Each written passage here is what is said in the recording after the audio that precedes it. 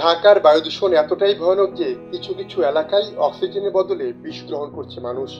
পরিস্থিতি দিন দিন আরো ভয়ানক হচ্ছে। প্রতিনিয়ত এই নিয়ে আলোচনা হলেও কোনো সমাধান মিলছে না। সুইজারল্যান্ড ভিত্তিক আন্তর্জাতিক বায়ুমান প্রযুক্তি প্রতিষ্ঠান IQER এর সপ্তম প্রতিবেদনে বলা হচ্ছে 2024 সালে বায়ু দূষণের শীর্ষে থাকা দেশগুলোর তালিকায় 2 নম্বরে বাংলাদেশের অবস্থান। 138 দেশের 40,000 স্থানের বাতাসের মান যাচাই করে এই প্রতিবেদন তৈরি করেছে IQER। এতে বলা হয় সাধারণের চেয়েও 15 গুণ বেশি দূষিত দেশের বাতাস। বিশ্ব স্বাস্থ্য সংস্থার মানদণ্ডে বাতাসের স্বাভাবিক PM 2.5 এর মাত্রা 5 মাইক্রোগ্রাম কিউবিক থাকার কথা থাকলেও দেশের বাতাসের মান 78। তালিকায় বায়ু দূষণের শীর্ষে আফ্রিকার দেশ চাঁদ।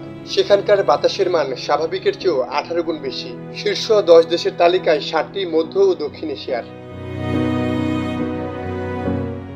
IQER বলছে বিশ্বের বেশিরভাগ দেশেই অবনতি হচ্ছে বায়ু দূষণের পরিস্থিতি।